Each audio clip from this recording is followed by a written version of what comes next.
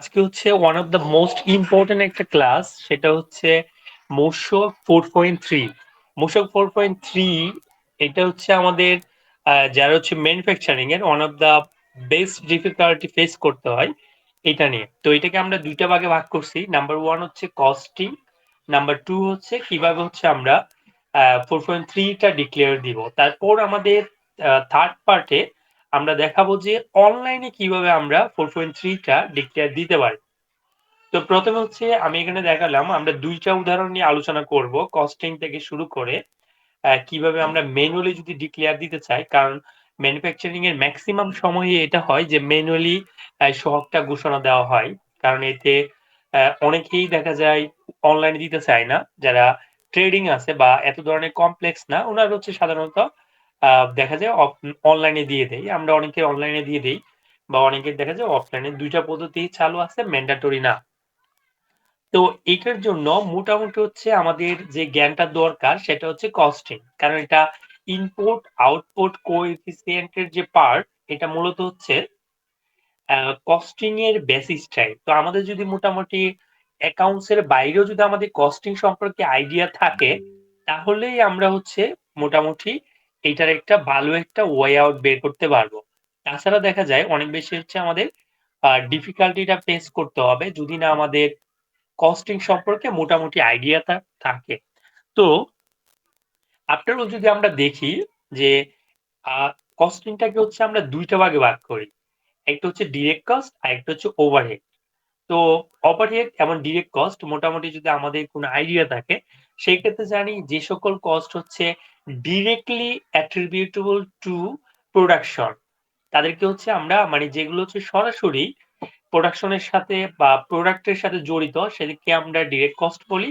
আর এর বাইরে যে খরচগুলো হয় মানে সরাসরি ফ্যাক্টরির বাইরে গিয়ে, তাদেরকে হচ্ছে আমরা বড় একটা পোর্শনকে ওভারহেড বলি। তো ওভারহেডেরও কিন্তু অনেকগুলা ক্যাটেগরি আছে। একটা ফ্যাক্টরি ওভারহেড, একটা অ্যাডমিনিস্ট্রেটিভ ওভারহেড। এই সবগুলো জিনিস আমাদের মাথায় নিয়ে হচ্ছে এই সহগটা হচ্ছে ডিক্লেয়ার করতে হয়। তাই এটা কঠিন হওয়াটা একদমই স্বাভাবিক। যেমন ধরেন আমরা যদি এইটাকে আমরা সাধারণত ২ টা ভাগে ভাগ করব। যেহেতু আমরা বললাম ম্যাটেরিয়ালের একটা পার্ট থাকবে, যেমন আমাদের এইটুকু হচ্ছে আমাদের ডিরেক্ট ম্যাটেরিয়াল।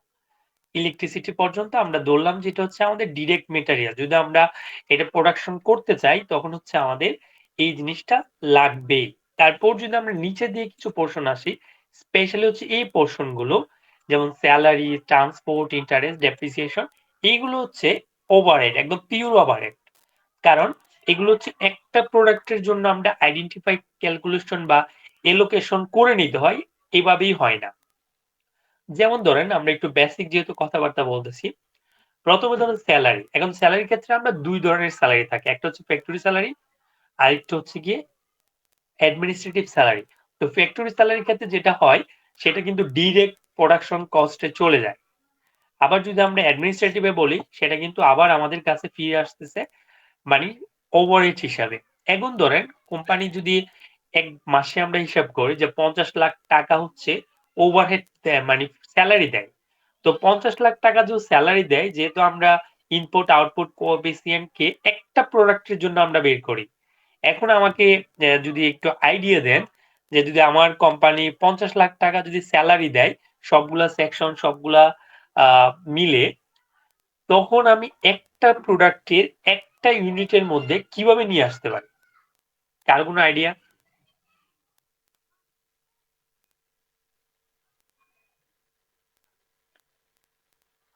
আপনাদের মতামত শেয়ার করতে পারেন। ধরেন এটা আমরা কিভাবে কোশ্চেনটা বুঝি নাই ভাইয়া, কোশ্চেনটা একটু যদি বলতেন, আরেকবার একটু রিপিট করতেন। আমি বললাম যে আমাদের একটা কোম্পানিতে ৫০ লাখ টাকা হচ্ছে মান্থলি সেলারি দেয়। এখন জি। এটা আমরা চাই যে একটা প্রোডাক্টের জন্য কত টাকা সেলারি বাবদ খরচ হচ্ছে। তাহলে এটা বের করার উপায় কি? স্যার ক্যালকুলেশন করে বের করতে হবে আর কি। আর কোন সম্ভবত পদ্ধতি আপনার কিভাবে টোটাল হবে? যে প্রোডাকশনটা হবে ওই প্রোডাকশন দিয়ে মানে ভাগ করতে হবে আর কি। কারণ আমি 50 লাখ প্রোডাকশন করব, এখন স্যালারি দিয়ে হয়তো ওইটা ভাগ করবো আর কি। টোটাল এখন স্যালারিকে আপনার প্রোডাকশন। প্রোডাক্ট গুলো হচ্ছে এইচআর এইচআর এইচআর কষ্টের কত? আপনার প্রোডাক্টটা হচ্ছে প্যারালাল না, মানে সবগুলা আপনি ভালো করে জানেন ম্যানুফ্যাকচারিং এ তো সবাই এক ধরনের প্রোডাক্ট উৎপাদন করে না, বিভিন্ন দামের, বিভিন্ন সাইজের, বিভিন্ন ক্যাটাগরি থাকে, তখন কি করবেন?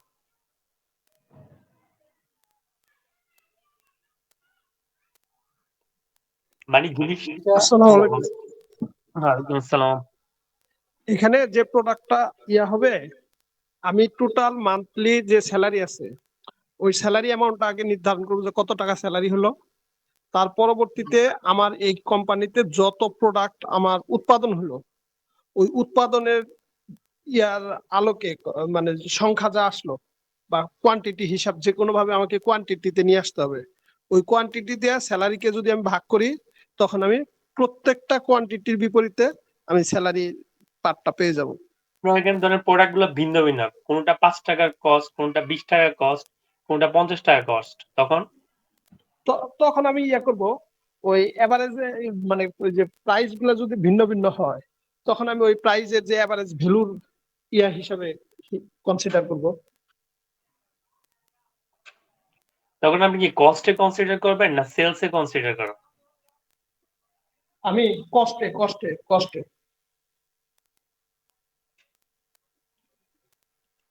আচ্ছা, আপনি কস্টে, আর অন্য কেউ? সবাই কি কস্টে?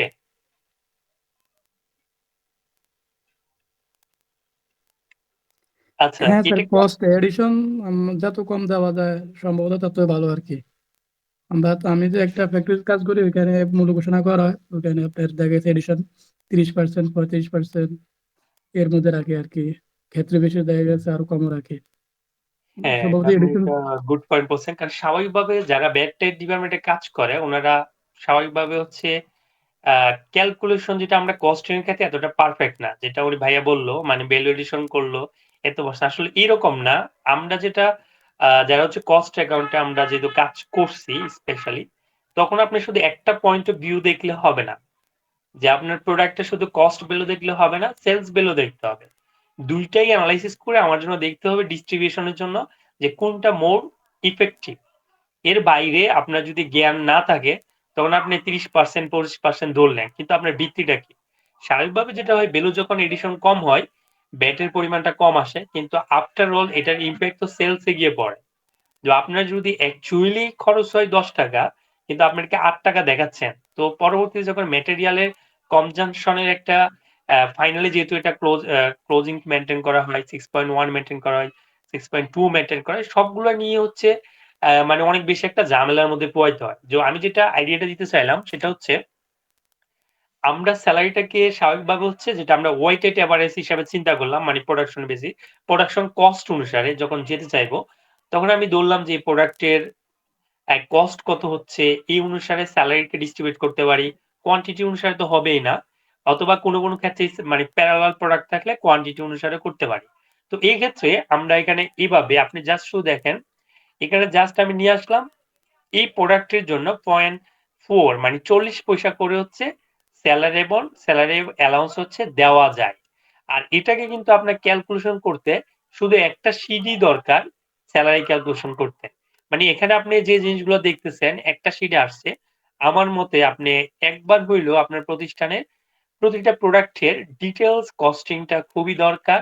সেটা আপনার প্রতিটা জিনিস সেপারেট করে, স্পেশালি ওভারহেড, যে আসলে ১ মাস, আমরা ১ মাসের ডাটা নেই না। আমরা পিওর যখন ১ বছর, ২ বছর ডাটা নিয়ে কিন্তু আমরা একটা প্রোডাক্টে যেতে পারি যে এটা এত পার্সেন্ট হয়। যখন নাকি আমার কস্টটাকে অপটিমাইজ হয়ে গেল, তখন আমরা বলতে পারি যে এটা 20% বা 30%। কিন্তু আপনি ক্যালকুলেশন না করেই যদি বলেন, তাহলে সেটা আন্দাজের উপর হইল। তো অবশ্যই সেটা অবশ্যই ক্যালকুলেশন করতে হবে। যেমন আরেকটা হেডার আছে, ব্যাংক ইন্টারেস্ট। তো ব্যাংক ইন্টারেস্টের ক্ষেত্রে সেটা তো আমরা জানি, কোথাও কোনো প্রতিষ্ঠানের ব্যাংক ইন্টারেস্ট বেশি থাকবে, কোনো কম থাকবে, যে ১ বছরে বা ১ মাসে মানে ডাটা এনালাইসিস করে যে আমার পার প্রোডাক্টের জন্য কত যাচ্ছে। যাই হোক, মোটামুটি পরে বলবো, এখন একটা শুরু থেকে বলি।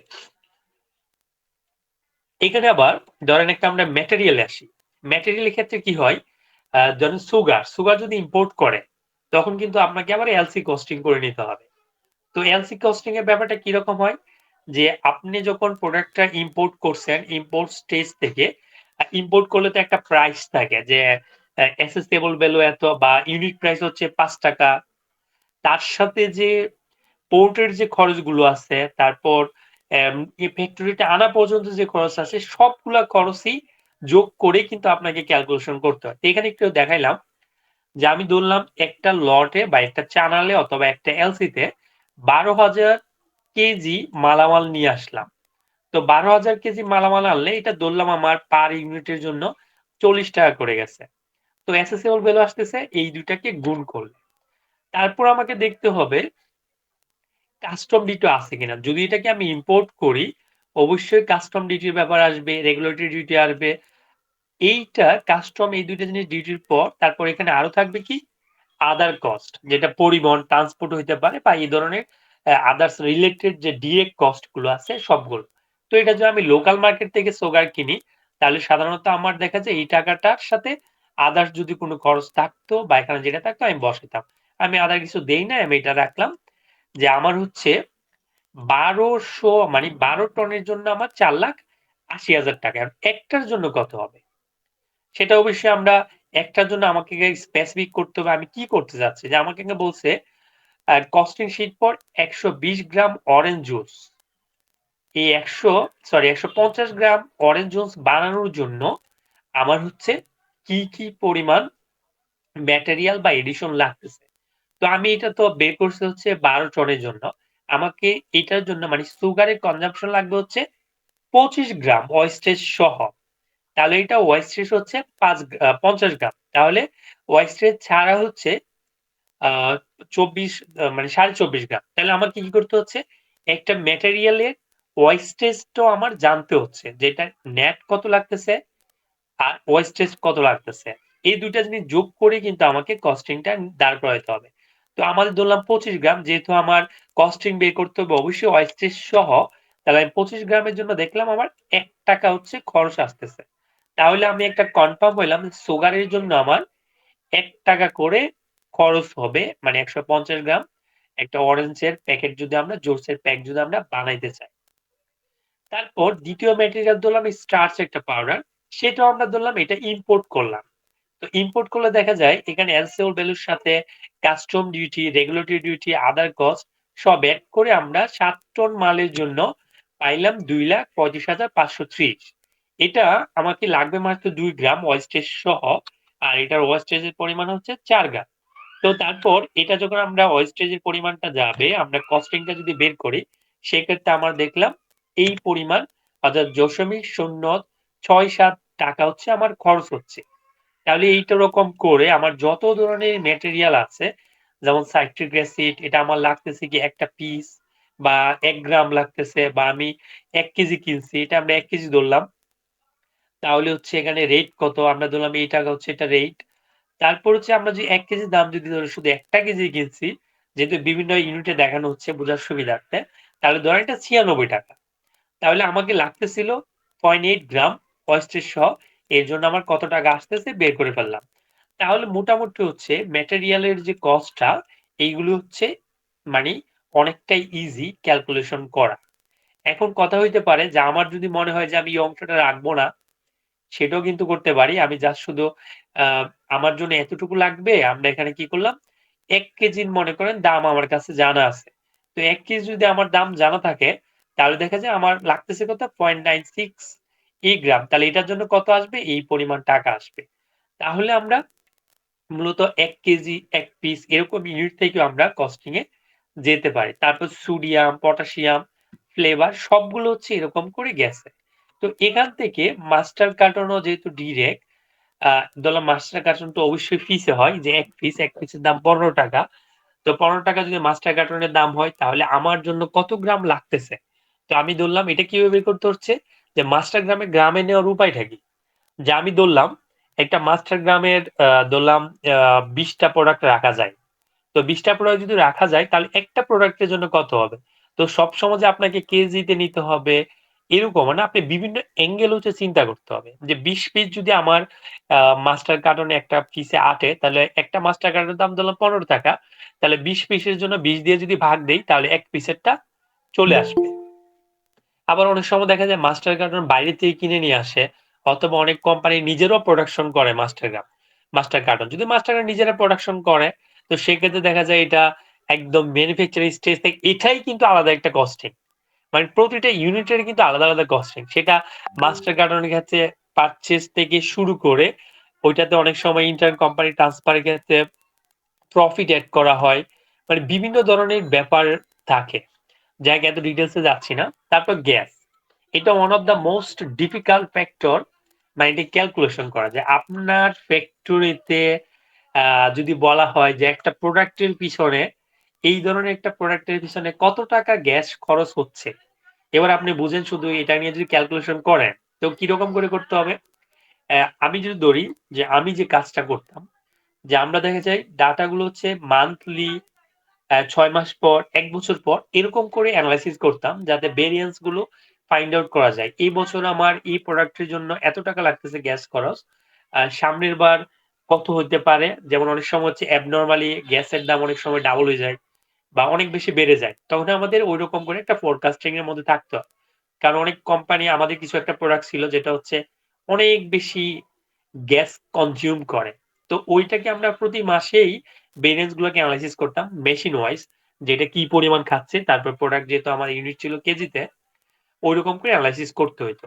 তো এটা সিমিলার, আপনারা জাস্ট হচ্ছে ডাটা নিলেন, 1 বছরের বা 1 বছরের ডাটা নিলেন, ডাটা নিয়ে দেখলেন আপনার প্রোডাক্টের category A B C D এরকম আছে।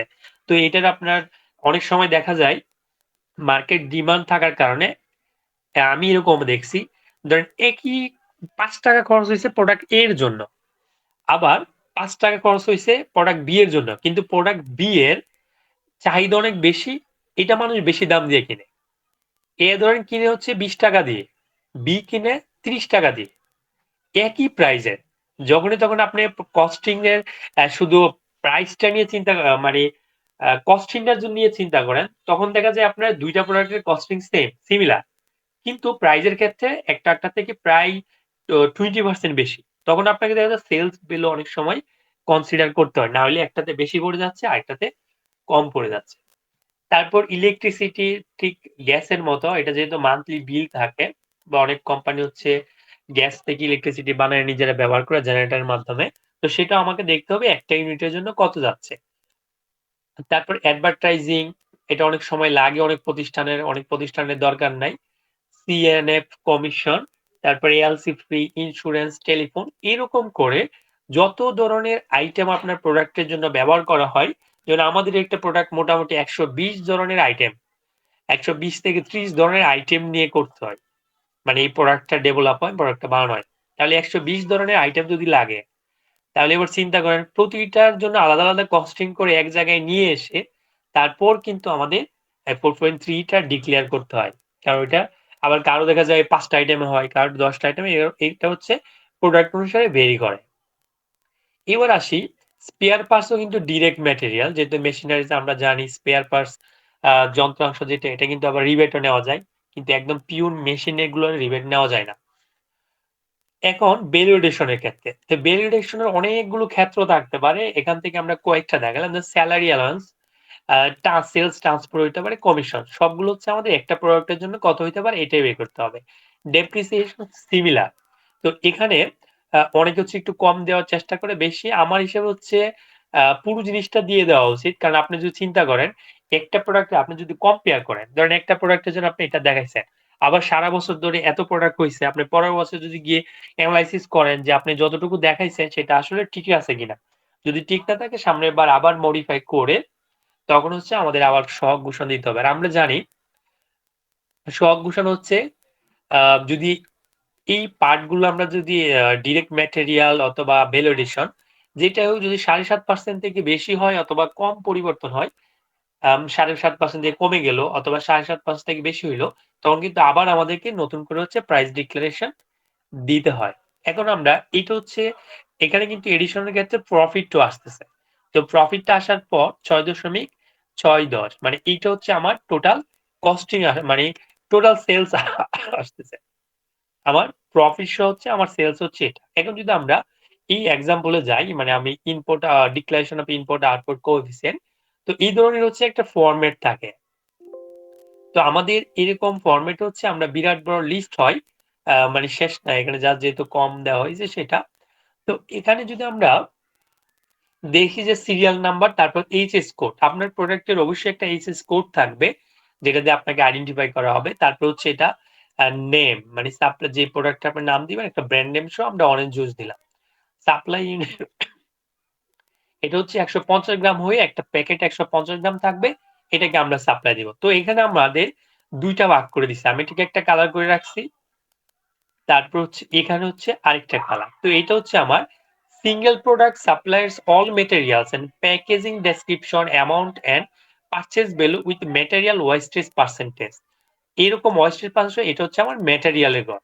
তো আমার এখানে ডেসক্রিপশন যে আমার কোন কোন মেটেরিয়াল গুলো লাগতেছে, তারপর হচ্ছে কনজাম্পশন উইথ ওয়েস্টেজ। আমি কিন্তু জাস্ট আগের পেজ থেকে লিঙ্ক আপ করে দিছি, কারণ এখানে আমরা ওয়েস্টেজ সহ কত গ্রাম লাগছে এটা কিন্তু আমরা এখানে বের করছি, যে ওয়েস্টেজ সহ আমার এটা 25 গ্রাম লাগতেছে। তো এখান থেকে লিঙ্ক আপ করা হচ্ছে এটা 25 গ্রাম লাগছে। তো আমরা এখানে দিতে হচ্ছে পারচেজ ভ্যালু, এটা যে এই 25 গ্রামের জন্য খরচ কত টাকা হচ্ছে আমরা এখানে বের হইছি যে 1 টাকা লাগছে, তো 1 টাকা বের হইছে।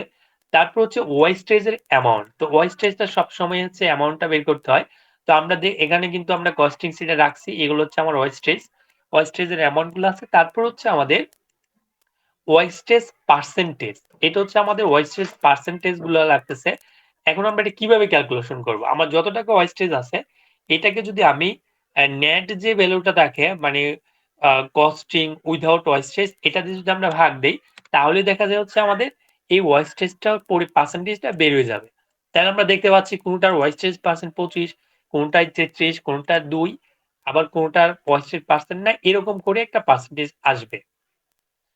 তারপর এখানে দেখা যায় আমাদের যে পার্টস গুলো দিছি, মানে এদের আমরা ওয়েস্টেজ পার্সেন্ট দেই নাই, মানে এদের দেখা যায় ওয়েস্টেজ পার্সেন্ট যদি মনে করি, মানে সবগুলোর দেওয়া উচিত। যদি ওয়েস্টেজ পার্সেন্ট না থাকে তাহলে তো কিছু করার নাই, তবে সবগুলা দেওয়া উচিত, কারণ সবগুলা জিনিস আবার ওয়েস্টেজ পার্সেন্টেজ হয়ও না। যেমন অ্যাডভার্টাইজমেন্টের ওয়েস্টেজ ক্যালকুলেশন করা যাবে না, এলসিপিও যাবে না, ইন্স্যুরেন্সও যাবে না, তাই এগুলো আমি পার্সেন্টেজে রাখি নাই। এটা হচ্ছে ভ্যালু এডিশন। আমরা এখন যদি ভ্যালু এডিশন করি, যেমন স্যালারি আমরা ওই পাশ থেকে নিয়ে আসছি, এগুলোকে আমরা ভ্যালু এডিশনের অংশ রাখছি। Salary, sales, transport, commission, bank interest, depreciation সবগুলো মিলে দেখা যায় এখানে আসছে ভ্যালু এডিশন হচ্ছে মাত্র 2.37 পয়সা। তারপর এখানে এই দুইটা মিলে আমাদের যে ম্যাটেরিয়ালের প্রাইস আর হচ্ছে ভ্যালু এডিশন দুইটা মিলে কিন্তু কস্টিং এর সাথে মিলছে। তাহলে এইটা হচ্ছে আমরা এরকম করে হচ্ছে আমরা একটা ডিক্লারেশন দিতে পারি। আমরা এটা অনলাইনে দেখাবো কিভাবে দিতে হয়। তাহলে এটা নিয়ে এখন প্রশ্ন, মানে আপনাদের প্রশ্ন থাকলে করেন, কোনটা বুঝেন নাই বা কোন। আচ্ছা রাসেল ভাই, ওই যে আমরা যে ওয়েস্টেজটা হচ্ছে মনে করেন 120 গ্রাম সুগারের মধ্যে 20 গ্রাম ওয়েস্টেজ গেল, কিভাবে যে 20 গ্রাম যাচ্ছে আমি এটাকে ফরকাস্টিং এ ধরতে হবে নাকি যারা কাজ করতেছে ওনাদের থেকে তথ্যটা পেয়ে যাব, এটা কিভাবে আপনি বুঝবো? প্রোডাকশন ডিপার্টমেন্ট থেকে তথ্যগুলো পেয়ে যাবেন। ওনাদের সাথে যেহেতু অনেক প্রোডাকশন দলিল রিপোর্ট করে, ওনাদের কাছ থেকে আপনি মান্থ ওয়াইজ ডাটা চেয়ে নেবেন যে আমি মান্থে এত পেক জুস বার হইছে, সেক্ষেত্রে আপনি কতটুকু চিনি ব্যবহার করছেন, এতটুকু। তাহলে দেখা যায় এটা দুই ভাবে আমরা করি। এক হচ্ছে আমরা যখন প্রোডাক্ট ডেভেলপমেন্ট করে এটা যখন ছাড়ি, তখন হচ্ছে আমাদের একটা ফোরকাস্টিং বলেন, অথবা আমরা তখন মেজার করে দেখি যে প্রোডাক্টের জন্য এতটুকু চিনি লাগতেছে, কিন্তু পরবর্তীতে দেখা যায় এটার থেকে কমও লাগতে পারে, বেশিও লাগতে পারে। কিন্তু স্বাভাবিকভাবে তো প্রতিটা জিনিসের একটা ওয়েস্টেজ আছে, ওয়েস্টেজ ছাড়া তো মানে তেমন কোনো কিছু হয় না। তো তখন দেখা যায় ওদের থেকে ডাটা নিয়ে অথবা প্রোডাকশনের যারা ইনচার্জ থাকে ওরা মুখস্থ বলে দিতে পারে যে এটার জন্য এইটুকু ওয়েস্টেজ যাবে। আপনিও ডাটা অ্যানালাইসিস করলে পাবেন। স্যার ভাই, কস্টিং এর এখানে একটু লিংকটা রাখবেন, কস্টিং অ্যামাউন্টের জায়গায় লিংকটা কিভাবে আসে একটু দেখতে চাই।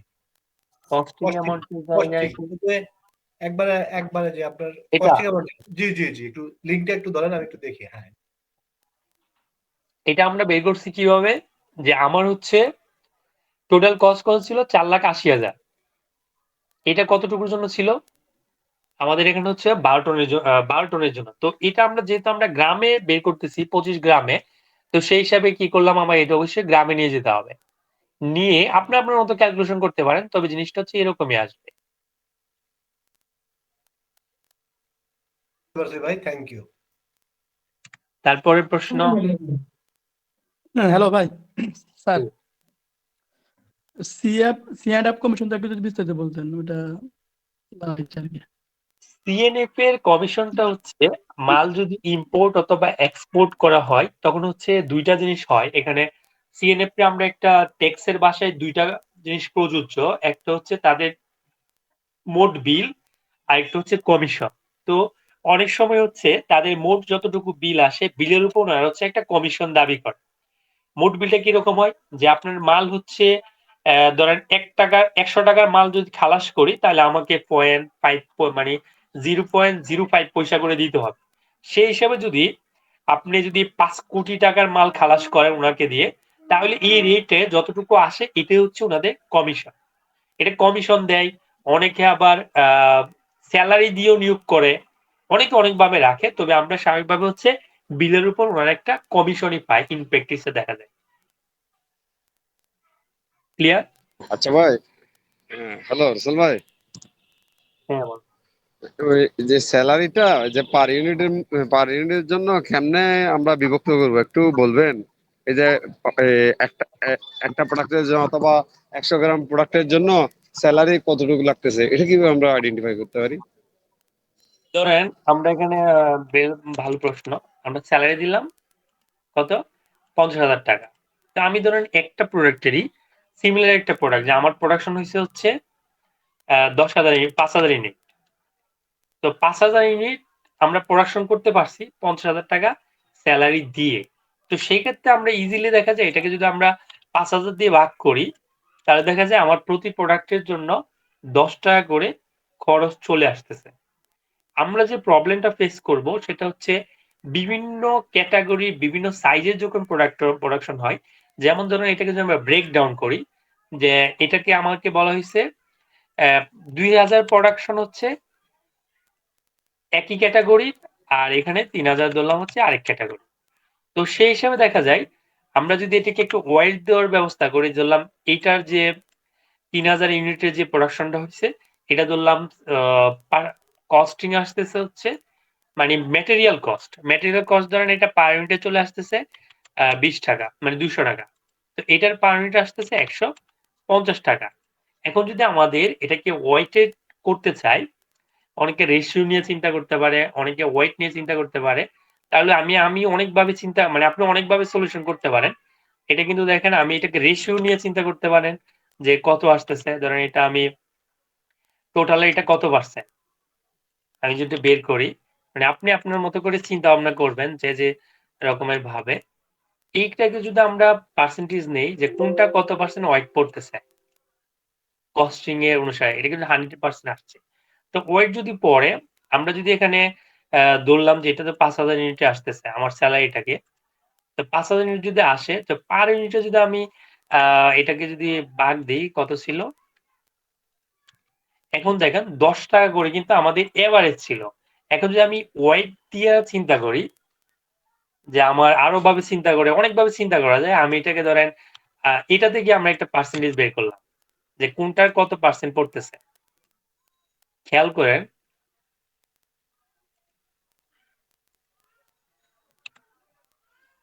সরি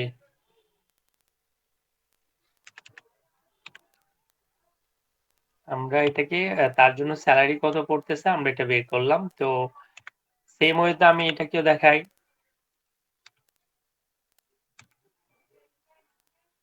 টোটাল কত আসতেছে? টোটাল কিন্তু 50,000 টাকা এখানে চলে আসছে। তো 50,000 টাকা চলে আসলে এখন আমার পার ইউনিটটা চিন্তা করি আমার এটা হচ্ছে এত টাকা তো আসছিল 3000 এর জন্য। তাহলে 1 ইউনিটের জন্য কত আসছে? এই যে একটাতে বেশি পড়ে গেছে, আরেকটাতে যে কম পড়ে যাচ্ছে। তো এরকম করে হচ্ছে বিভিন্ন অ্যাঙ্গেলের মানে জিনিসটা হচ্ছে চলে আসতে পারে। অথবা সেলস এনালাইসিস করতে পারেন। তাহলে এরকম করে একটা ক্যালকুলেশন করে আপনাকে আলাদা, আলাদা শিটে ডাটাবেস করে তখন আপনার কাজে হচ্ছে ব্যবহার করতে পারেন। ওকে, পরের প্রশ্ন।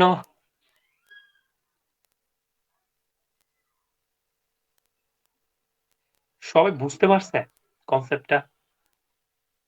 রাসেল ভাই, হ্যাঁ ভাই। হুম, এখন এই যে আমরা যে ওয়েস্টেজ বের করলাম, হুম। এখন মনে করেন যে স্টোর থেকে 100 কেজি চিনি সে নিয়ে গেল, নিয়ে যাওয়ার পরে সে যতটুকু জুস বানানো যায় সে বানাইলো। এখন তখন ওয়েস্টেজটা কনসিডার কি হিসেবে করবো আমি এখানে? তো আমি তো ইয়ার থেকে দিয়েই দিলাম। তো ওরা তার ওই যেগুলা সূক্ষ্ম পরিমাণে ওয়েস্টেজ হয় সেটা তো ওরা টোটাল পরিমাণটা কিভাবে নির্ধারণ করে? এখন আমার সামনে থাকলে এগুলো আসলে আমরা সামনে অ্যানালাইসিস করলে অনেক বেশি সহজ হয়। যেমন আপনার এমন একটা প্রোডাক্ট বের করেন, চিনি থেকে বাদ দিলাম। একটা প্রোডাক্ট ভিজিবল, আপনি তো ভাই ইঞ্জিনিয়ার মানুষ, কি দিয়ে যে আপনাকে একটা বোঝাই উদাহরণের ক্ষেত্রে। আচ্ছা ধরেন একটা লোহা, আপনার বিল্ডিং এ কনস্ট্রাকশনের জন্য হচ্ছে একটা লোহা। তো সেই ক্ষেত্রে আমরা একটা যখন রড নিলাম, তা আমরা জানি মানে এরকম আমি রিয়েল কেসে হয়, একটা হুম। রড মনে করেন আপনার সাইজে লাগতেছে কত, ধরেন এটা 10 ইঞ্চি লাগতেছে। আপনি এটা মানে আপনার প্রোডাক্টের জন্য হচ্ছে 10 ইঞ্চি লট লাগতেছে। আপনি যে একটা বড় একটা লট নিছেন এটা ধরেন 100 ইঞ্চি। 110 ইঞ্চি, 110 ইঞ্চি হ্যাঁ আমি বা এটা 100 100 ইঞ্চি না, 108 ইঞ্চি বা 7 ইঞ্চি। আচ্ছা আমি ওইটা আগে রিয়ালটা মানে এটা খেয়াল করেন। তাহলে এটাকে যখন আমি ভাগ দিলাম, এটা কিন্তু আমার কোনো ওয়েস্টেজ নাই। হুম, ঠিক আছে? জি। এখন ধরেন এই লোহাটা হচ্ছে আমার আপনি যেটা বললেন 105ই ধরলাম। কিন্তু হ্যাঁ, আমার লাগতেছে কত? আমি এই 100। ৫ অংশটা আমার হচ্ছে আমি যদি ১০ দিয়ে ভাগ দেই, তাহলে দেখেন আমার কিন্তু এখানে ওই যে ৫ গ্রাম আছে এটা কিন্তু আর আমি কোথাও ইউজ করতে পারতেছি না। কারণ এটা হুম, কোনোভাবে ১০০ সাইজ হচ্ছে না, মানে ১১০ হলে তো আরেকটা ইউনিট হয়ে যেত। জি, জি। এইরকম করে হচ্ছে ওয়েস্টেজটা আমরা ইনিশিয়ালি কাউন্ট করি। এখন ধরুন অ্যাবনরমাল সিনারি হইতে পারে যে এখানে ১০ টা টুকরা হওয়ার কথা ছিল। সে কি করলো? একটা টুকরা নষ্ট হয়ে গেছে, বাঁকা হয়ে গেছে, বিভিন্ন সাইজের হয়ে গেছে। যেটাকে ব্যবহার আমরা অনুপযোগী না। অ্যাবনরমাল লস বলি। তখন আমাদের প্রোডাক্ট পাইলাম, যেমন আমরা যখন প্লাস্টিক আইটেম বানাইতাম, যে আমাকে বলা মেশিনের এরকম থাকতো যে মেশিনটা যখন ইনিশিয়ালি স্টার্ট হয়, তখন দেখা যায় সে প্রচুর পরিমাণের ওয়েস্টেজ দেয়। সে ওয়েস্টেজটা হুম, কিরকম দিচ্ছে? যে তার সেটআপ রানিং এ যাইতে ১০০ প্রোডাক্টে যাওয়ার আগেই দেখা যায় সে ৫০ টা প্রোডাক্ট ওয়েস্টেজ দিয়ে দিচ্ছে। যখন সে ওকে হয়ে গেছে, তখন ওয়েস্টেজটা আসতেছে ১০ টা প্রোডাক্টের জায়গায় ১০০ প্রোডাক্টের জায়গায় ১ টা। মানে এটা অ্যাবনরমাল না, যে আমরা জানি একটা। কারণ সে মূলগতভাবে, যেমন ধরেন আমি একটা জগ কিনছিলাম অনেক টাকা দিয়ে স্টিলে। তো এটা দেখে সবকিছু ওকে। ওই যে মানে ঢাকনাটা মোলটা ঠিকভাবে হয় নাই। এতে কি হলো? এটা যখন আমি আটকাইতে যাই, মানে খুলতে পারি না, খুলতে গেলে লাগাইতে পারি না, এরকম একটা সিনারি। তো ওই যে সাধারণত মোলটা এটা কিন্তু তার একটা অ্যাবনরমাল লস হইছিল। কারণ এটা স্বাভাবিক হওয়ার কথা না। তো এরকম করে হচ্ছে লসের ব্যাপারটা, মানে যেটা ওয়েস্টেজ ব্যাপারটা বেরি করে। যে আমরা ইনিশিয়ালি আরো আমরা যেটা করি, অনেক সময় দেওয়া ধরুন শীট। একটা শীটে মনে করেন একটা শীট আছে কি একটা টেবিল সাইজের একটা শীট ধরলাম। তো এটাকে মনে করেন যেটা আপনাকে রেক্টাঙ্গুলার একটা শীট ধরেন যে ৫ ইঞ্চি, ৫ ইঞ্চি, ৫ ইঞ্চি আর ৩ ইঞ্চি, ৩ ইঞ্চি। এটাকে মনে করেন আমার গোল কইরা বানাইতে হবে। মানে এটাকে একদম রাউন্ড শেপ করতে হবে। তো রাউন্ড শেপ যখন করবেন, তখন এর বাইরে এটা যেহেতু রেক্টাঙ্গুলার ছিল, রাউন্ড করতে গেলে এর চারপাশ দিয়ে চলে যাবে না? তো এইটা হচ্ছে ইনিশিয়াল হচ্ছে তার ওয়েস্টেজ। তখন কি করবেন? শীটটাকে যেহেতু আপনার কাটতে হচ্ছে রেক্টাঙ্গুলার, আপনার তখন আমরা কি করি? রেক্টাঙ্গুলার পুরো শীটটাকে হোয়াইট নেই। যে ধরলাম এটা ২০০ গ্রাম। তারপর কি করি? এটাকে রাউন্ড শেপ করি। করে যে চারপাশ দিয়ে অল্প, অল্প করে চলে যায়, এটার ওজনটা আমরা বের করি। তখন তাহলে এটা হচ্ছে প্রোডাক্টের একদম ন্যাচারাল ওয়েস্টেজ, অ্যাবনরমাল না। এরকম করে একেকটা প্রোডাক্টের ওয়েস্টেজ একেকভাবে হচ্ছে বেরি করে। ক্লিয়ার ভাই? জি ভাই, ক্লিয়ার। হচ্ছে জিয়াউল ভাই মনে হয় প্রশ্ন করছিলেন একটা, যেটা আমরা এই এক্সেলটা হচ্ছে মূলত হচ্ছে আহ, একদম ছোট্ট করে সাজানো আছে। যে এরকম করে আপনি এখানে ডাটাগুলো দিলে দেখা যায় মানে এখানে অটোমেটিকলি চলে আসতেছে। তবে আমি যেটা রিকোয়েস্ট করব, আপনার প্রোডাক্ট অনুসারে এরকম আইটেম ওয়াইজ আলাদা আলাদা শিটে ক্যালকুলেশন করে নেবেন।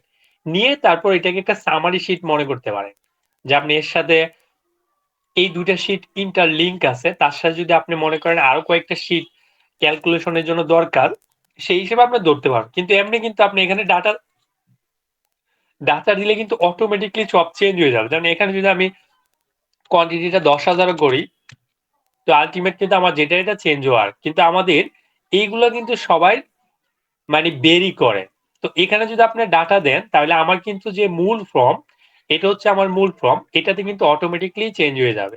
যেমন এখানে যদি আমরা 30 গ্রাম দেই তাহলে দেখা যায় ওখানে কিন্তু ক্যালকুলেশন প্লাস এখানে এসে কিন্তু এটা 30 গ্রাম হয়ে যাচ্ছে, কারণ আমরা আলটিমেট সাবমিট করব হচ্ছে এই ফর্মটা। ক্লিয়ার?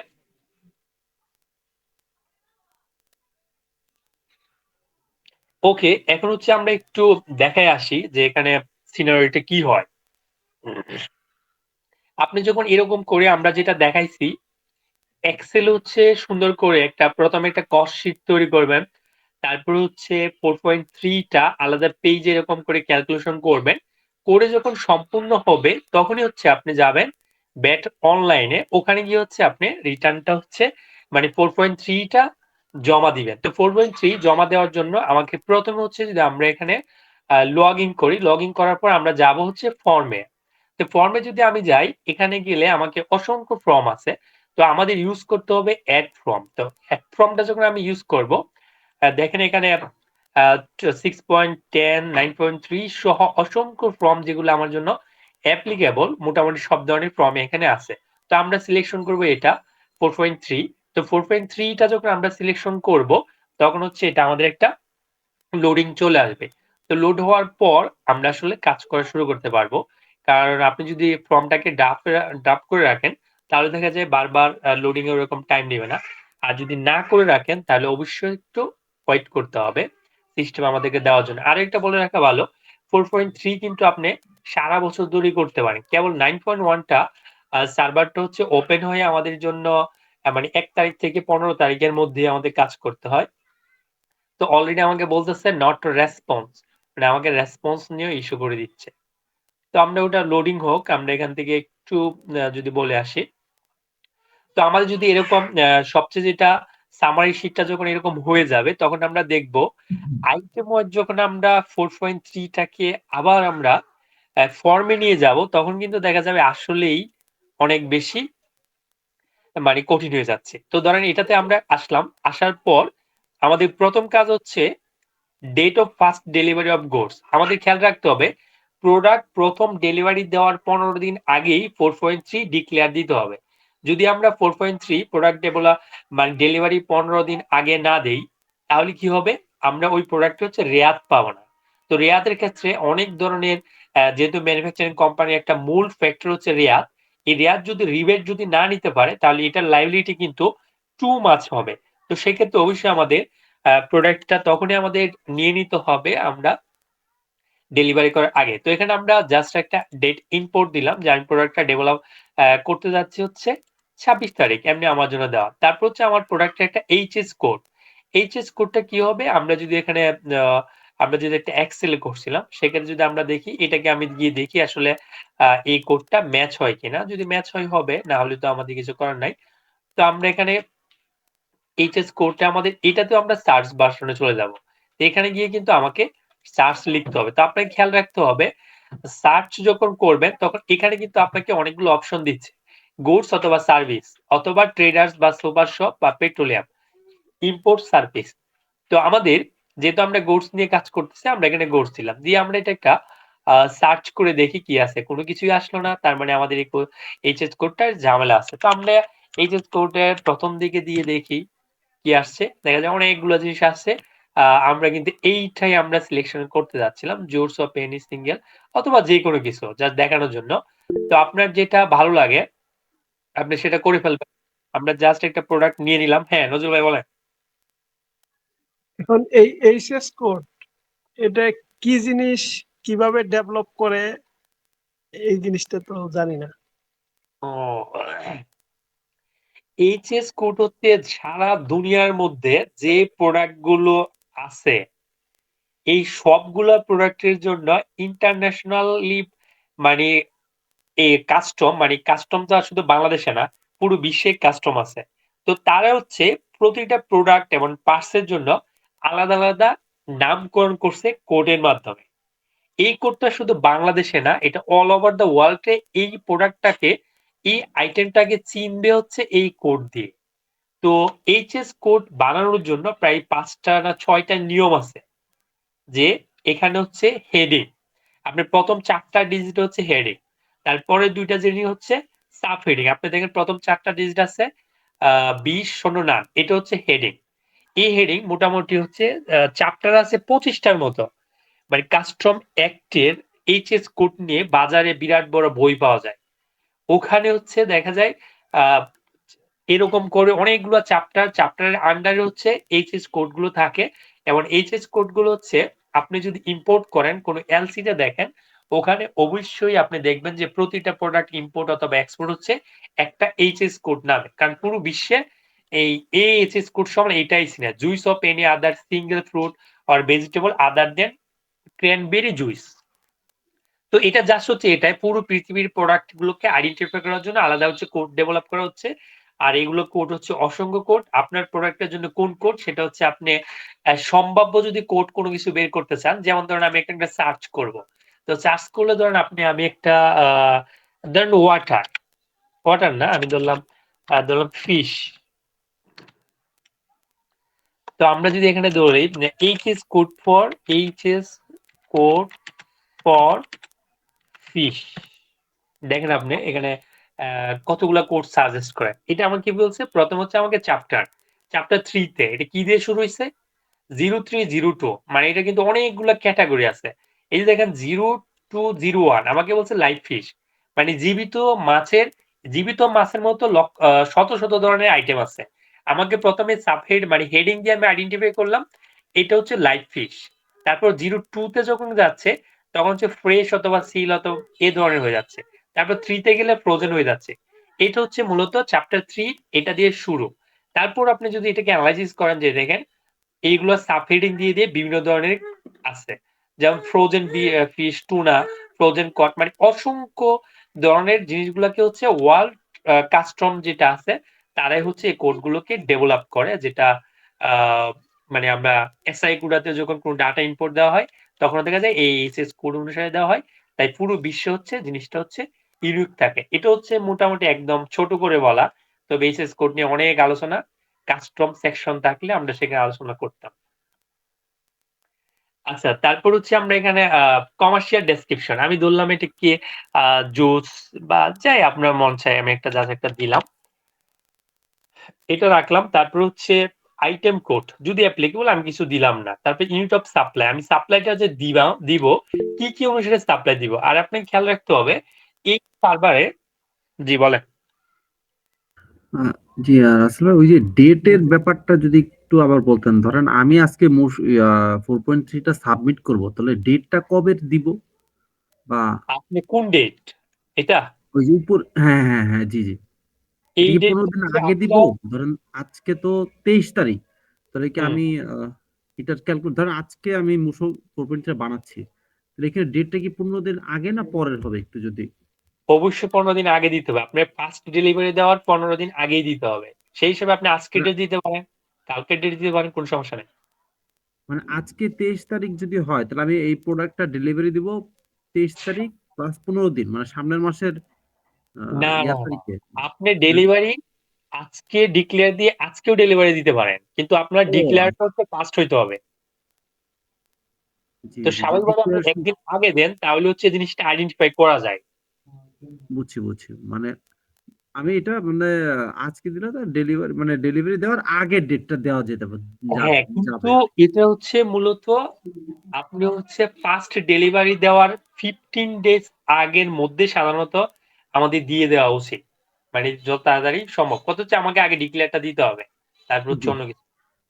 জি জি। হ্যাঁ জয়নুল ভাই, রাসেল ভাই, যে 15 দিন আগে যে দিতে হবে, আমি 15 দিন আগে দিচ্ছি না পরে দিচ্ছি, এটা ব্যাট অফিস জানবে কিভাবে?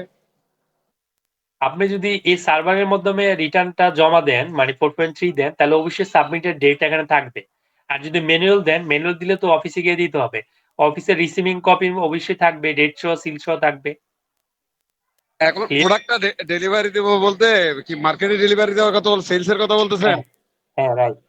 তো এটা আর কি, এখন যে আমি যে 15 দিন আগে দিচ্ছি না পরে দিচ্ছি, এনবিআর জানবে, অর্থাৎ ব্যাট আরে অফিস জানবে বাবা, কিভাবে? আপনি তো 15 দিন আগে দিচ্ছেন, এটা না জানার মতো কিছু নয়। আপনি যখন রিটার্ন গিয়ে জমা দিতে চাইবেন তখন তো একটা ডেট দিয়ে দিচ্ছে না, তো আপনার এখানে তো একটা ডেট পড়তেছে।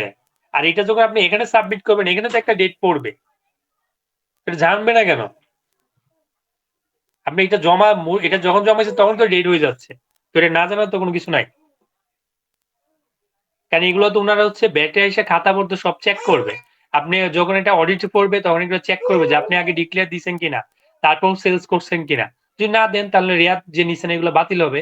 তো স্বাভাবিক হচ্ছে আপনার বাঁচার জন্য তো আপনাকে দৌড়াইতে হবে। আচ্ছা, আমি আসলে শেষ করি, বুঝছি। তারপর কোয়েশ্চেন সেশনটা রাখি, কারণ মাঝখানে হইলে আমি আসলে কি মনে হয় অনেকগুলো জিনিস পরে স্কিপ হয়ে যেতে পারে। আমি শেষ করি, তারপর প্রশ্ন পর্বটা নিব। আচ্ছা, তারপর হচ্ছে আমরা এখানে যে সাপ্লাইয়ের যে ইউনিটের কথা বলছিলাম, এরকম অনেকগুলো ইউনিট দেওয়া আছে। আমরা যেটা বলছিলাম যে আমি আসলে যেটা বলতে চাচ্ছিলাম, যখন এখানে কোনো এইচএস কোড হোক, কোনো রেট হোক, কোনো কিছু হোক, তখন এটা হচ্ছে ভ্যালিডের একটা অপশন থাকে। যদি এটা ভ্যালিড, আবার দেখা যায় ভ্যালিডেট টু, এখানে যদি একটা ডেট থাকতো তাহলে দেখা যায় কি হইতো, মানে এটা সেপ্টেম্বর 18-তে যেটা আসছে, এটা তখন কি হইতো, এখানে গিয়ে যদি অন্য একটা ডেট দেওয়া থাকতো তাহলে দেখা যায় সেটা হচ্ছে ওই ডেটে বোঝাইতো যে এটা ভ্যালিডেট হয়ে গেছে, মানে এটা আর প্রযোজ্য না। তো আমরা এখানে দেখলাম যে ইউনিটের মাধ্যমে মানে সিস্টেম কোড আছে 8টা 08, এখানে দেখা যায় আমরা কিলোগ্রামে দিব কিনা, মিটারে দিব কিনা, আমার প্রোডাক্টটা কিসে দিব, আমরা ধরলাম এখানে ফিসে দিলাম। তো ফিসে দিলাম, এটাকে একটা ফিস সিলেকশন করলাম। তারপর হচ্ছে আমার ইউনিট প্রাইস। তো আমাদের ইউনিট প্রাইসটা কত হবে এটা আমরা পরে বলবো, কিন্তু আমরা এখানে দিতে পারবো, কারণ যেহেতু আমরা এক্সেলে ক্যালকুলেশন করে ফেলছি অলরেডি, তাহলে সেটা আমরা কি করতে পারবো, এটা চাইলেই হচ্ছে আমরা এখানে দিয়ে দিতে পারবো। তো আমরা এখানে ধরেন এটা একটু পরে দিচ্ছি। তো সেক্ষেত্রে আমরা এখানে যে পার্ট 3 হচ্ছে গিয়ে কমপ্লেক্স, এটা যখন আমরা ফুলফিল করব, সেটা ধরেন information of import raw materials and service. তো এখানে please click here to fill the table of details of raw materials, এখানে একটা র মেটেরিয়ালস রাখছে, আর একটা হচ্ছে এডিশন রাখছে। আমরা কিন্তু ওই শীটে দুইটা জিনিসই দেখছিলাম, একটা এডিশন আছে আর একটা হচ্ছে র মেটেরিয়ালস। তো র মেটেরিয়ালস সেকশনে যদি আমরা ক্লিক করি, আমাদের সবসময় এটা খেয়াল রাখতে হবে অ্যাড ফর্মটাই আমাদের ইউজ করতে হবে। তো আমরা ধরেন এখানে হচ্ছে সার্ভিস কোড, আমি যদি একটা সার্ভিস কোডের জন্য আমরা এখানে যদি ধরছিলাম যে আমি এই কোডটাকে নিয়ে চিন্তা করি, যেটা আমরা ছিলাম এক জায়গায়, আমি চলে যাচ্ছি আরেক জায়গায় দেখানোর জন্য। তো ধরেন আমরা একটা গোডসের যেহেতু একটা অংশতে গেছি, আমি এই কোডটা দিয়ে দেখি কি বলে। কোড কিন্তু আমাকে আইডেন্টিফাই করতেছে না, তখন আমার কি করতে হবে, পর থেকে আমাকে কোনো একটা বাদ দিতে হবে। তো আমি দেখা যায় লাস্টের দুইটা বাদ দিয়ে এখান থেকে নিলাম। তো আমাকে দেখা যায় এখানে যেহেতু ফিশের কোড ছিল, তাহলে আমরা যদি এখানে এই ফিশটা নিলাম যে আমার প্রোডাক্ট হচ্ছে লাইভ ফিশ। দেখেন এখানে নজরুল ভাই সবগুলো হচ্ছে ডিটেলস দেওয়া আছে, আপনার জন্য কোনটা প্রযোজ্য আপনি কিন্তু এখান থেকে দেখতে পারতেছেন কোড অনুসারে। তো আমি এখান থেকে জাস্ট একটা নিলাম। নেওয়ার পর যেহেতু আমাদের মনে হচ্ছে ফিশটা না নেওয়াই ভালো, তো আমি এটা দিলাম। দেওয়ার পর এখানে দেখেন ডেসক্রিপশন অফ গুডস সার্ভিস, এটা কিন্তু কমার্শিয়াল ডেসক্রিপশনটা এখানে চলে আসছে। তারপর যদি আমার আরো ডেসক্রিপশন দেওয়ার দরকার হয়, আমি কিন্তু এখানে ডেসক্রিপশন দিতে পারি। জি বলেন। আচ্ছা ভাই, আমার মনে হয় একটু কোশ্চেনটা একটু ভাই লাস্ট সেশনে রাখলে বেটার হয়। আপনি কিন্তু অনেক স্কিপ হয়ে যায় মানে কোশ্চেন করলে। হ্যাঁ, আমি এটাই বলছি যে আমি শেষ করি, যেটা স্যার আপনার সামনে থাকবে স্যার একটা কথা তারপর বলতাম question এখানে, করলাম। স্যার জি বলেন। এখানে এইচএস কোডে মানে দুটা ডেট আছে আর কি, একটা ইন ডেট আর একটা মানে সম্ভবত একটা ডেট আছে, তো একটু ওটা বুঝে দেন ডেটটা এক্সপায়ার। যেহেতু এখানে হচ্ছে এন্ড ডেট, আমাদের স্টার্ট ডেট এবং এন্ড ডেট চলে গেছে, মানে এটা আর নাই, তাহলে এর সাথে হচ্ছে আমাদের রিলেটেড অন্যগুলা ডেট নিতে হবে। তবে ডেট নেওয়ার সময় সরি, মানে এইগুলো নেওয়ার সময় আমাকে অবশ্যই খেয়াল রাখতে হবে আমার যে ব্যাটের রেট থাকে এটা আমার সাথে ম্যাচ হচ্ছে কিনা। আমি এই কোডটাকে বাদ দিই, কারণ এখানে ব্যাট দেখাচ্ছে না যেহেতু এক্সামটেড এটা। ধরেন আমি এখানে কি করলাম, সিগারেট, যে আমাকে বলছে এই ডেট হচ্ছে শেষ হয়ে গেছে, কিন্তু আমাকে নতুন করে আর হচ্ছে মানে এটাকে আমার শেষ আর নতুন করে কোড হচ্ছে না। যদি হয় আমার নিচে যদি দেখা যায় যে এন্ড ডেট নাই, ওখান থেকে সিলেকশন করতে পারি, কিন্তু আমাকে খেয়াল রাখতে হবে ডেফিনেটলি আমাকে রাখতে হবে আমি যে কোডটা সিলেকশন করব এটা এখানে না 9.1 এর ক্ষেত্রে যেটা হয়, মানে এখানে কোডটা তো বেরি করে না, কারণ কোডটা যেহেতু 9.1 এর সাথে রিলেটেড, ওখানে কিন্তু আমাকে ব্যাট ট্যাক্স এবং ব্যাট এবং এসডি বা যেগুলো আছে এদের কিন্তু পার্সেন্টেজটা যাতে ওকে থাকে, এটা একটু খেয়াল রাখতে হবে। আচ্ছা, তারপর হচ্ছে মানে আমাদের কোডটাতে আমরা ফিরে আসি। তাহলে হচ্ছে আমাদের জন্য সুবিধা হবে। আমরা ১ম এই অংশটা নিবো। কারণ যেহেতু আমরা এটা নিয়ে ডিক্লেয়ার করার চেষ্টা করতেছি। তো আমরা আবার এটাকে কোনো কিছু চেঞ্জ করতে গেলে আমরা এখানে গিয়ে কোড দিতে পারি। কোড দিলাম। এখানে কিন্তু আমাকে ডাটা এখনো দেখাচ্ছে না। আমি আরেকটু পিছনে যাই। সার্চ করলাম। তো আমি ধরলাম এখানে জুসের ক্ষেত্রে আমরা এখানে একটা নিলাম। নেওয়ার পর এটা যখন আমরা নিছি তারপর হচ্ছে আমাদের একটা কমার্শিয়াল ডেসক্রিপশন যাই হয় আপনি যে নামে প্রোডাক্টটা বিক্রি করেন ওইটা হচ্ছে আপনাকে দিতে হবে। তারপর হচ্ছে ইউনিট অফ সাপ্লাই আমরা দেখাইছি সাপ্লাই হচ্ছে আমরা একটা ফিসে নিতে যাচ্ছি আমি একটা ফিস দিলাম ফিসে হবে। তারপর হচ্ছে এখানে কিন্তু পারচেজ প্রাইস। তো পারচেজ প্রাইস কিন্তু আমরা অলরেডি এখানে ক্যালকুলেশন করছি ওখান থেকে যে ডাটাটা আমরা নিব যে পারচেজ প্রাইসটা হচ্ছে এখানে কত আসছিল আমাদের? মানে আমাদের কিন্তু এই আইটেম ধরে আলাদা, আলাদা করে কিন্তু ইম্পোর্ট দিতে হবে। আপনি এটার জন্য একটা ইম্পোর্ট দিবেন, এটার জন্য ইম্পোর্ট দিবেন, সবগুলোর জন্য কিন্তু আলাদা, আলাদা দিতে হবে। তো আমরা যদি এখানে ধরি এটা পারচেজ প্রাইস ধরলাম ৳১.২ করে আসছিল। তো আমরা এখানে যত টাকা ছিল ৳১.২ যাই হোক এটা আমরা এখানে নিলাম। এখানে দেখেন কোয়ান্টিটি ইনক্লুডিং ওয়েস্টেজ আমরা অলরেডি দেখছিলাম ধরলাম এটা ওয়েস্টেজ সহ হচ্ছে ২৫ গ্রাম। তারপর এখানে ওয়েস্টেজের পরিমাণ ধরলাম হচ্ছে ৫ গ্রাম। এখানে কিন্তু আমার ওয়েস্টেজের পার্সেন্টেজ অটো ক্যালকুলেশন হয়ে যাবে। নোট বলতে এখানে যদি আমি মনে করেন এটা যে এলসির এগেইনস্টে মানে মালটা ইম্পোর্ট দিচ্ছি, অনেক সময় যদি ইম্পোর্টের ব্যাপার ট্রেডারের ক্ষেত্রে আমরা তখন এলসি নাম্বার দিতে পারি বা আমাদের যেটুকু বোঝানোর জন্য কোনো নোটের যদি দরকার হয়, সেই নোটটা কিন্তু আমরা এখানে ইম্পোর্ট দিতে পারি। দেওয়ার পর এটা কিন্তু আমার একটা আইটেমে। এরকম করে সবগুলো আইটেম মানে এখান থেকে আপনি একটা, একটা করে হচ্ছে এড করতে পারবেন।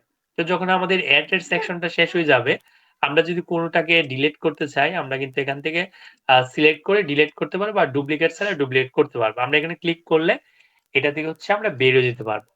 তো এটা হচ্ছে দেখেন ম্যাটেরিয়ালের অংশটা কিন্তু 1.2 যেটা আছে এটা কিন্তু এখানে অলরেডি র মেটেরিয়ালস এর প্রাইস চলে আসছে। এখন যদি আমরা এডিশন এ যাই তো এডিশনে গেলে আমরা দেখতে পাবো এডিশনে গেলে আমাদের দেখেন আমরা এতটা ডিটেলস ওখানে আলোচনা করছি কিন্তু এখানে এতটা ডিটেলস না এখানে বলছে বেলো এডিশন আইটেম কোন আইটেমটা আমরা ধরলাম স্যালারি কত টাকা ধরবো পার ইউনিটে ধরলাম হচ্ছে এটা 40 পয়সা এখানে কিন্তু জাস্ট এইটাই নোটের ক্ষেত্রে আমরা যে কোনো কিছু লেখার প্রয়োজন হয় লিখতে পারবো এটা দেওয়ার পর কিন্তু আমার এখানে চলে গেছে এটা তো আমরা যদি ধরি শুধু দুইটা আইটেমের কথাই চিন্তা করি তাহলে এটা কিন্তু প্রফিট সহ আমরা ধরতে পারি এখানে হচ্ছে প্রাইস হচ্ছে ধরলাম ৳৩ করে আমরা এখানে ৳৩ করে প্রাইস একটা ডিক্লেয়ার দিতে পারি যদি কোনো কারণে আমার এমআরপি প্রযোজ্য হয় যেমন সিগারেটের ক্ষেত্রে বা ওষুধের ক্ষেত্রে সেটাও কিন্তু আমরা এখানে উল্লেখ করতে পারি যে আমার প্রোডাক্টের জন্য এমআরপিটা কতটুকু লাগতেছে তো এইটাই মূলত তারপর আমাদের এখানে জাস্ট শুধু এখানে টিক চিহ্ন দিয়ে সাবমিট করে ফেলা যাবে আচ্ছা এবার প্রশ্ন করেন আপনাদের বুঝতে কি হয় আচ্ছা ভাই এমআরপি আর ইনক্লুসিভ সেলস প্লাস তো একই হয় না এখন ব্যাট অফিসে কোনটা কাউন্ট করবে এমআরপি না ইনক্লুসিভ সেলস প্রাইস কোনটা ইনক্লুসিভ সেল প্রাইস মানে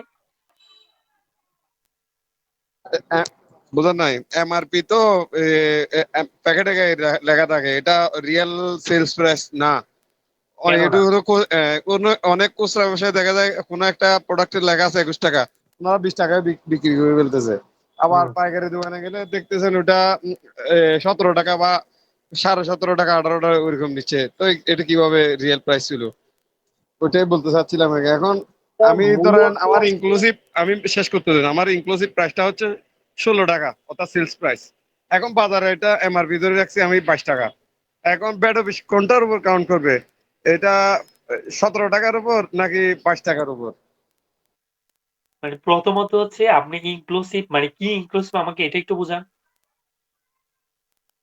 না ইনক্লুসিভ বলতে বোঝাচ্ছি আমি ধরেন আমার প্রাইস ডিক্লারেশন সহ অর্থাৎ যেগুলো ভ্যালুয়েশন সহ একটা প্রোডাক্টের পড়তেছে মনে করেন 11 টাকা আমি ওই 11 টাকাকে এমআরপি ধরবো নাকি আরো বাড়াই ধরবো এটাই বলতেছি আপনাকে আমি তখন হালকা করে একটু বলছিলাম সেটা হচ্ছে এমআরপি কিছু প্রোডাক্টের জন্য নির্দিষ্ট থাকে সেটাতেই কেউ কোনোদিন ডিসকাউন্ট দেয় না কমায় না যেমন সিগারেট বলতেছে 5 টাকা মানুষ 5 টাকা দিয়ে খায় আর কিছু আজাইরা যারা হচ্ছে জানে না যেটা আপনি বলছেন যে প্যাকেটের গায়ে লেখা আছে 20 টাকা, এগুলো ম্যাক্সিমাম দেখবেন হচ্ছে এই ছোটখাটো ব্যবসায়ী, যাদের হচ্ছে ব্যবসা সম্পর্কে জ্ঞান নাই, প্রাইস সম্পর্কে জ্ঞান নাই। লেখা জায়গায় দেখেন 300 টাকা, বেচে এটারে 200 টাকা। এখন আমার প্রথম হচ্ছে কেমনে বেটার হবে এটা তো আমি বলতেছি। তো এটা হচ্ছে একদম ছাগল মার্কা কাণ্ড। মানে বলদের মতো কথা। এটা হইতে পারে যে আপনারটা 10 টাকা, সেটা 9 টাকা, 1 টাকা ডিসকাউন্ট দিছে। এখন কথা হচ্ছে ভ্যাট এর ক্ষেত্রে যে কাজটা হবে সেটার জন্য আপনাকে যদি ধরতে পারে আপনি কত টাকা দিয়ে সেলস করছেন, কত টাকা দিয়ে সেলস করেন নাই, এর জন্যই হচ্ছে আপনাকে প্রাইসটা ডিক্লারেশন দিতে হচ্ছে। এখানে ধরেন আপনার বলতেছেন যে এমআরপি টা বাদ দেন। আমার প্রোডাক্টের প্রফিট সহ হচ্ছে 3 টাকা হচ্ছে আমার প্রাইস। আমার গায়ে লেখা আছে 4 টাকা, কিন্তু আমি 1 টাকা ডিসকাউন্ট দিয়ে হচ্ছে বিক্রি করতেছি 3 টাকা। হ্যাঁ, আপনি বিক্রি করতে পারেন। তবে আপনাকে ডিসকাউন্ট যে দিবেন, যারা হচ্ছে প্রপার মানে ম্যানুফ্যাকচারিং বা ব্যাটের প্র্যাকটিস করে, ওরা কি করে 7.5% আপ এন্ড ডাউন এই জিনিসটা ভালোভাবে মেইনটেইন করার চেষ্টা করে। ওদের প্রোডাক্টে আপনি দেখবেন না, আমি শেষ করি। ওদের প্রোডাক্টে এরকম থাকবে না যে 10 টাকারটা 15 টাকা থাকবে না।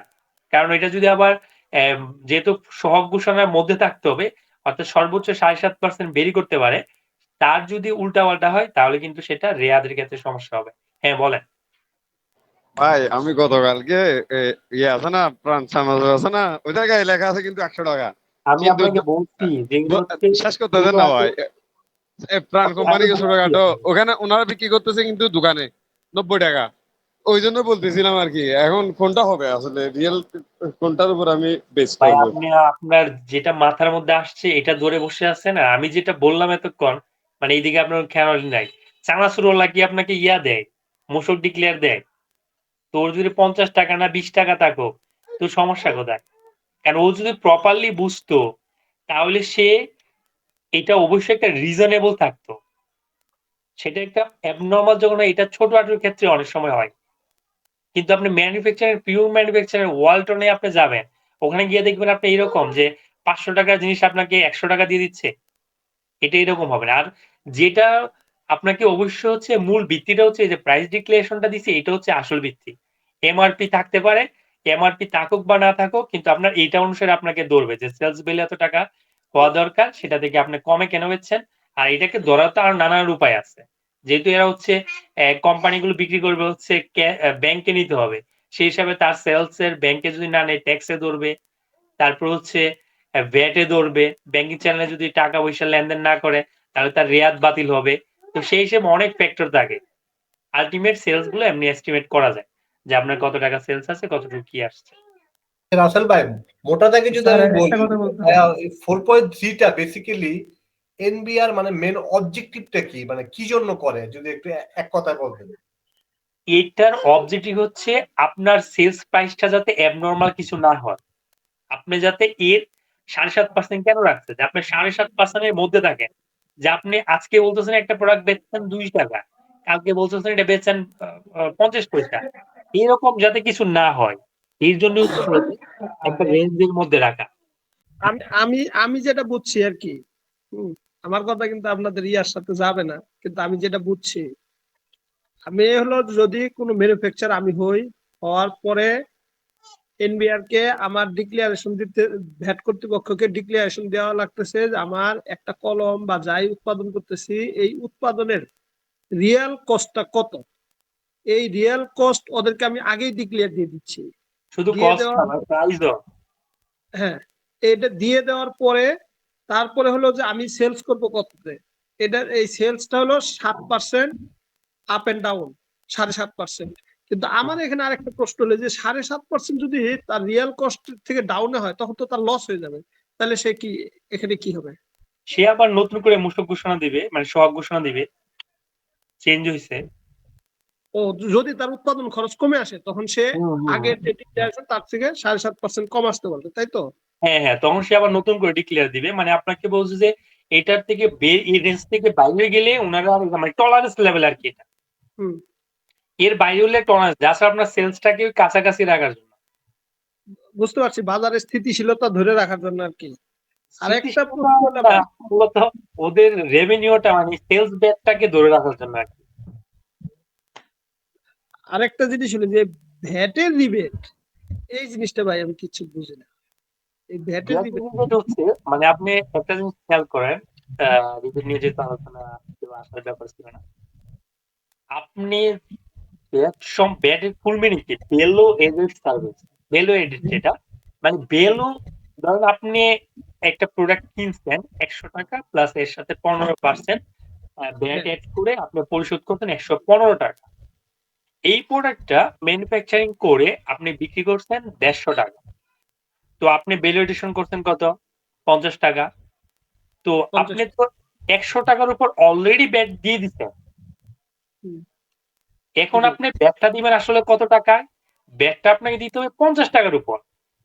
কারণ আপনি তো এখন যদি আপনি আবার 150 টাকার উপর ব্যাট দেন, যেটা আগে ছিল, মানে আগে সেলস ব্যাটটা যখন ছিল তখন এই সমস্যা হয়েছে। আপনি একবার ব্যাট দিয়েছেন র মেটেরিয়ালস পারচেজের সময়, আবার আপনি সেলস এর সময় 150 টাকার উপর ব্যাট দিচ্ছেন।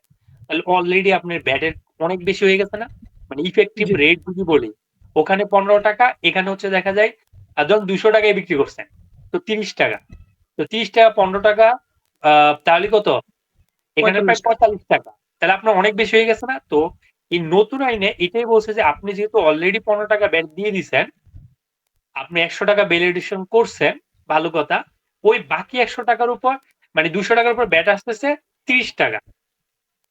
40 টাকা মানে 15 15 30 টাকা।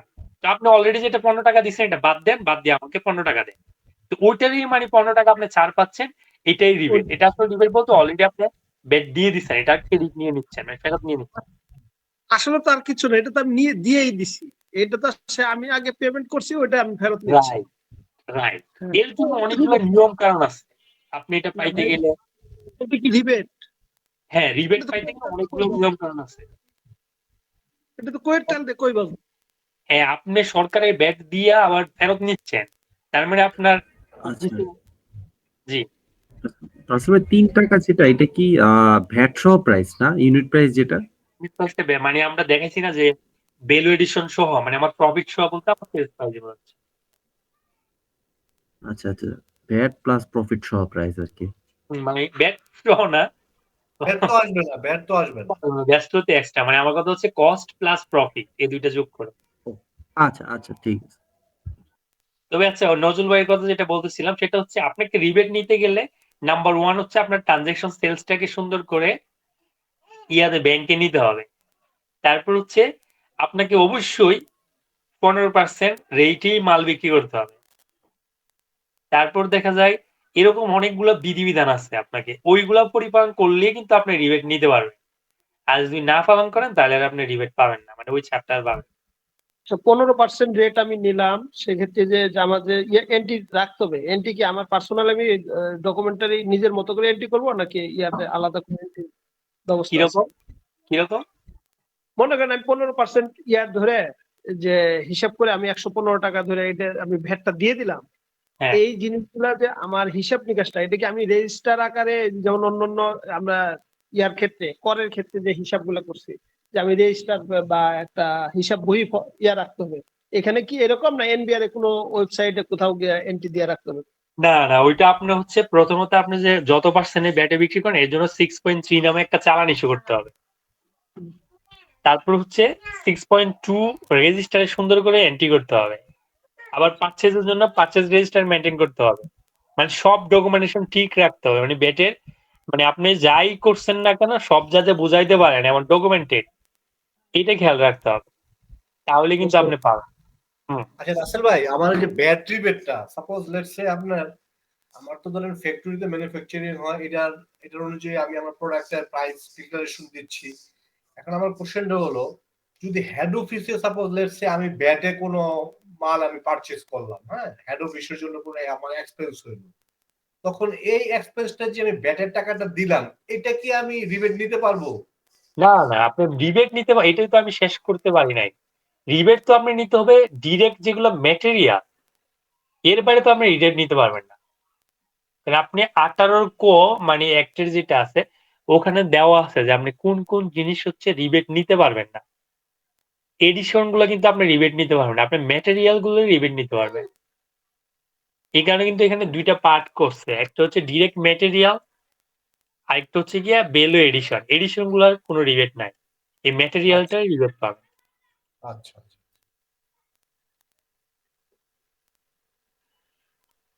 আর কোনো প্রশ্ন আছে?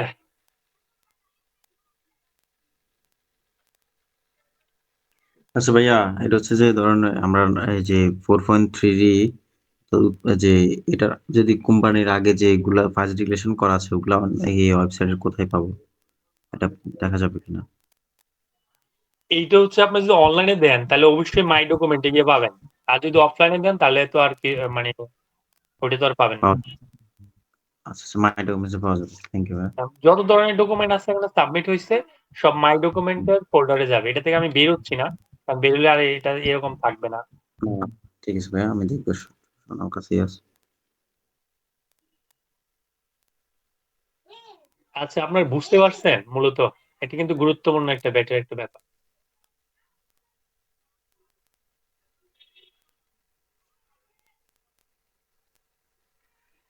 ওকে, তাহলে বুঝতে পারলে আজকে আমরা এখানে টাটা বাই বাই বলি। দেখা হবে রাসেল অন্য। ভাই, আমার হ্যাঁ, অ্যাকাউন্টে একটা কোশ্চেন ছিল ভাইয়া, আচ্ছা, কোশ্চেনটা আপনি এখন তো বলেন সবাই ভুলে গেছেন। হ্যাঁ, আচ্ছা ভাই, কোশ্চেনটা হলো, আমি আজকে একটা অ্যাকাউন্ট দেখতেছিলাম, হ্যাঁ, ওনার ইনভেন্টরিতে আপনার কারেন্ট অ্যাসেটে উনি ধরেন র material, working process, finish goods, packing material, তারপরে আপনার স্পেয়ার পার্টস উনি দেখাইছে লাস্ট ফিনান্সিয়াল ইয়ারে, হ্যাঁ, আপনার 23-24-এ দেখাইছে, এখন 24-25-এ উনি আবার এটা কি মানে ওইখানে আপনার স্পেসিফিক সেপারেট দেখাইছে, হ্যাঁ। তো যখন উনি কস্ট অফ গুডস সোল্ড বের করছে এই ফিনান্সিয়াল ইয়ারে, তখন উনি আগে তো আপনার এই যে প্যাকিং মেটেরিয়াল আর র মেটেরিয়াল যা আপনার র মেটেরিয়াল কনজাম্পশনে সে দেখাইছে, এই ফিনান্সিয়াল ইয়ারে এসে সে এই আপনার প্যাকিং মেটেরিয়ালটা সে সেপারেট ভাবে দেখাইছে, সে আপনার র মেটেরিয়াল কনজাম্পশনে দেখাইছে না। এখন কই দেখাইছে? মানে আমি সেই কোশ্চেনটি করতেছি, এখন র মেটেরিয়াল কনজাম্পশনে সে দেখাইছে না, আরেকটা হলো স্পেয়ার পার্টস সেটাও সে দেখাচ্ছে না। এখন আমি এই সোর্সটাই খুঁজে পাচ্ছি না, তার অ্যাকাউন্টস মিলে গেছে, তাহলে এই আপনার প্যাকিং মেটেরিয়াল এবং স্পেয়ার পার্টস এটা সে কস্ট অফ গুডস সোল্ড দেখাইছে না, সে কোথায় দেখাইছে কিন্তু তার অ্যাকাউন্টস মিলে গেছে। এখানে ভাই কি মানে কিভাবে জিনিসটা ফাইন্ডিং করা যায় ভাইয়া? এটার নাম্বার ওয়ান হইতে পারে তার এখনো খরচ নাই, এগুলো নাই। আর যদি খরচ থাকে তাহলে সে অন্য কোনো হেডে নিছে, সেটা ওরাই বলতে পারবে। কারণ আপনার তো হচ্ছে যারা অ্যাকাউন্টটা প্রিপেয়ার করছে তারা যদি কোন হেডে কি দিছে, আমি তো মাছের খরচ মাংসের খরচের ভিতরে নিতে পারি, সেটা তো আপনি দেখবেন মাংসের খরচ।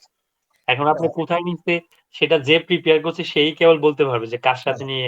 এখন ধরেন প্যাকিং মেটেরিয়াল আর স্পেয়ার পার্টস এটা কি কস্ট অফ গুডস মানে কস্ট অফ গুডস এর বাইরে কি কোথাও যদি সে দেখায় মানে প্রিভিয়াস না, আপনার যেটা এইভাবে আসলে হয় না। আপনার প্রথম হচ্ছে বলতে হবে যে আপনার হচ্ছে এই মানে ম্যাটেরিয়াল প্রোডাকশনটা কি, মানে প্রোডাক্ট কি বা কোম্পানি কি, তখন না বুঝতে পারবো যে এটা কোনটা কোন জায়গায় যাবে। প্রোডাক্ট হলো, এটা হলো আপনার একটা প্লাস্টিক ম্যানুফ্যাকচারিং কোম্পানি, সে আপনার পেট রেজিন কিনে আর প্যাকিং মেটেরিয়াল কিনে, আপনার যেটা যে প্যাকিং আইটেম যেটা, হ্যাঁ, কার্টন কিনে, হ্যাঁ, তো কিনে আপনার লাস্ট ফিনান্সিয়াল সে আপনার কস্ট অফ গুডস সোল্ড দেখাইছে। হ্যাঁ, তাহলে তো এখানেই যাবে, কস্ট অফ গুডস সোল্ডই যাবে।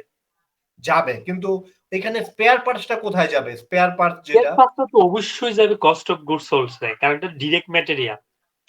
আচ্ছা আচ্ছা, প্যাকিং মেটেরিয়ালটাও যাবে, আপনার স্পেয়ার পার্টসও যাবে, তাই না ভাইয়া? দুইটাই যাবে ওর সাথে ডিরেক্ট, তো হ্যাঁ, যন্ত্রপাতি গুলো যাবে না আর কি। এক্স্যাক্টলি, বাট আমি অ্যাকাউন্টসটা কোথাও খুঁজে পাচ্ছি, অনেকক্ষণ আমি ঘাটাঘাটি করলাম, বুঝছেন, সে যে কিভাবে মিলাইলো আমি কোথাও খুঁজেই পাচ্ছি না, কোথায় তো গিয়ে ভাই, খরচ তো আপনি কোথাও না কোথাও নিতে পারে, খরচ যে এমনি এনে তো মিলবে না কেন? না সেটাই, কিন্তু সে আমি 100% শিওর সে কস্ট অফ গুডস সোল্ড সে এই দুইটা আইটেম দেখায় নাই, কিন্তু অন্য কোথাও দেখাইছে, বুঝছেন। সেটা ওনার সাথে কথা বলে নিতে হবে যে আসলে কোন জায়গায় দেখাইছে। Right right right, thank you ভাই, থ্যাংক ইউ। ওকে, তাহলে আজকে এইটুকুই। দেখা হবে। আসলে ভাই হ্যাঁ ভাই, একটা ছোট প্রশ্ন ছিল, জাস্ট তোমার সময় বেশি নেব না। সেটা হলো রাসেল ভাই, এটা হলো ট্যাক্স রিলেটেড একটা কোশ্চেন। সেটা হলো রাসেল ভাই, আমাদের কোম্পানি একটা ন্যাশনাল একটা লাইফ ইন্স্যুরেন্স থেকে আমরা একটা ইন্স্যুরেন্স নিয়েছি, ধরেন পার হেড 50,000 আর কি। তাহলে রাসেল ভাই, এই যে আমরা সেক্ষেত্রে কোনো টাকা দিই না, কোম্পানি প্রোভাইড করে one kind of life insurance, private life insurance. তাহলে এই অ্যামাউন্টের উপরে কি আমি তো কোনো রিবেট পাবো না, না রাসেল ভাই? না পাবেন না। আপনি দেন নাই তো। আচ্ছা আচ্ছা, না না, এটা কোম্পানি দিছে, বাট হ্যাঁ, যদি কেউ ওগুলো আপনি ইন্তেকাল পাবেন করে। না। আচ্ছা আচ্ছা আচ্ছা, ঠিক আছে। আর এটা, হ্যাঁ, আর তাহলে এটা কি আমার ওই টোটাল স্যালারির সাথে কি কোনো ওই যে বিয়োজন হবে বা সংযোজন এই টাইপের কোনো কিছু হবে না, না, না আসলে? আপনি যদি স্যালারির সাথে অ্যাড করেন, পে স্লিপ যেটা হয় ওখানে যদি অ্যাড এর ব্যাপার না থাকে, তাহলে ওটা কোনো কিছু দরকার নাই। এটা এটার মধ্যে থাকবে। এটা কোম্পানি পলিসি, কোম্পানির সাথে ট্রিট হবে। আচ্ছা আচ্ছা, কোম্পানির সাথে হবে, পার্সোনাল ট্যাক্সের সাথে হবে না, পার্সোনাল কিছু হবে না, রাইট? রাইট। আচ্ছা আচ্ছা আচ্ছা, ঠিক আছে। জি। আর আসলে যদি এমন হয়, যদি আমি বা আমি কোনো কারণে ইন্তেকাল করি, তাহলে সেই ক্ষেত্রে যদি আমাকে যদি 50,000 টাকা দেওয়া হয়, তাহলে সেটা কি আমার তাহলে ট্যাক্সের, যখন আমি তো আর রিটার্ন দিতে পারবো না, আমার হয়ে যদি রিটার্ন দেয়, তাহলে কি সেটা কি ওই আমার ইনকামের সাথে অ্যাড হয়ে যাবে তাহলে? ইনকাম অ্যাড হবে না। এটা সার্ভিস ও, বেনিফিট হিসেবে আলাদাভাবে ট্রিট হবে, ইনকাম হবে না। এটা তো আচ্ছা আপনার কোনো ইনকামই না, আপনি মরে গেছেন আর আপনার কি ইনকাম? না না, এটা জানার জন্য আর কি। না না না, এটা এমনি মজা করতেছি আমরা, এটা অন্য অন্য সেন্সে আমরা কেউ না নেই, মানে জাস্ট হলো কি, নিজেরা যদি এই কনভারসেশনটা হয় তখন জিনিসগুলো আসলে নিজেদের মধ্যে একটু থাকে। জি জি, ধন্যবাদ। আচ্ছা, ঠিক আছে তাহলে আজকে ভাই। ওকে, থ্যাংক ইউ ভাইয়া, অনেক অনেক সুন্দর হয়েছে, আগেরটার মতো হয়েছে, গতকালের মতো হয়েছে। ধন্যবাদ আপনাকে। আচ্ছা।